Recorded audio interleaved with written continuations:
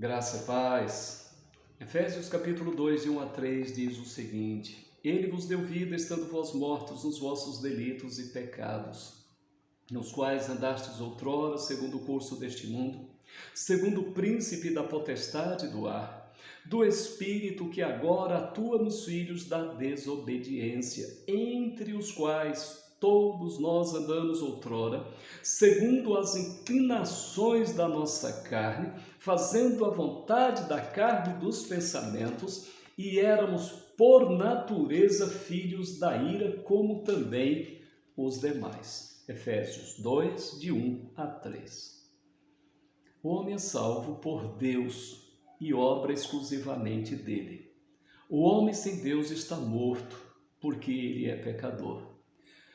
Lá no Éden, Deus tinha dito para Adão e Eva: vocês podem comer de todos os frutos das árvores que estão entre o jardim, mas o fruto da árvore da ciência do bem e do mal vocês não devem comer, não podem comer, porque se vocês comerem vão morrer. E eles comeram e morreram, e toda a sua descendência. Não morreram fisicamente logo de imediato, mas a morte física é uma consequência dessa morte espiritual. O homem perdeu a sua comunhão com Deus, perdeu o seu relacionamento íntimo, perfeito que tinha com Deus. E assim é a história da humanidade. O homem, antes de conhecer a Deus, antes de Deus salvá-lo, ele está morto por causa dos seus delitos, por causa de seus pecados. Mas o apóstolo Paulo diz que Cristo, porque ele está falando de Cristo, lá no final do capítulo 1, ele estava falando de Cristo e agora ele diz: e ele vos deu vida. Cristo nos deu vida, enquanto estávamos mortos em nossos delitos e pecados. E aí sim, meus queridos, nós veremos mais na frente que o homem, depois que recebe vida espiritual, aí ele tem condições de se santificar, de fazer coisas boas para glorificar a Deus, ele tem condições de adorar a Deus, de bendizer a Deus e assim por diante, mas antes não tem condições, tudo que ele faz está manchado pelo pecado. Mas ele nos deu vida estando nós mortos em nossos delitos e pecados, entenda isso. O homem sem Deus está morto, mesmo que fisicamente estando vivo, mas ele, diante de Deus, espiritualmente, ele está morto. Ele não tem o prazer de adorar a Deus, de glorificar a Deus, de agradecer a Deus, de honrar a Deus com a sua vida. Antes da salvação ele não tem, ele está morto. O apóstolo Paulo continua dizendo que estávamos mortos em nossos delitos e pecados, e nesses delitos e pecados nós andamos outrora. Andamos segundo o curso deste mundo, segundo a direção deste mundo de trevas, de pecados, de tantas imperfeições. Também andávamos segundo o príncipe da potestade do ar, a direção satânica, maligna, pecaminosa.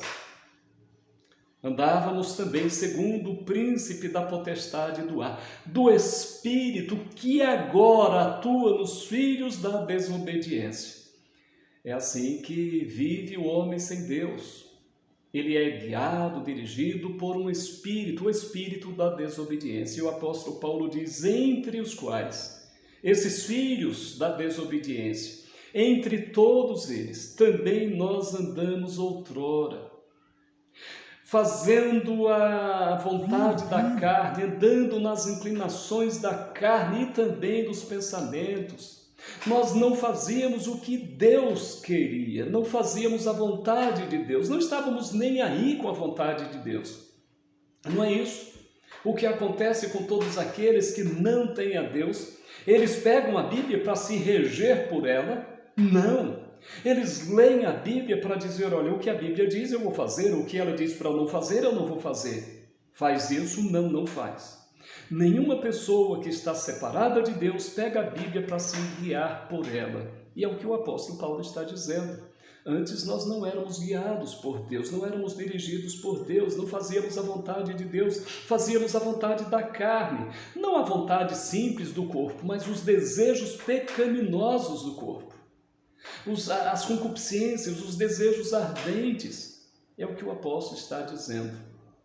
E por causa disso, e por causa de andar fazendo a vontade da carne, nas inclinações da carne e dos pensamentos, sem fazer nada da vontade de Deus, o apóstolo diz no verso 3, e éramos por natureza, por nascimento, filhos da ira, como também os demais.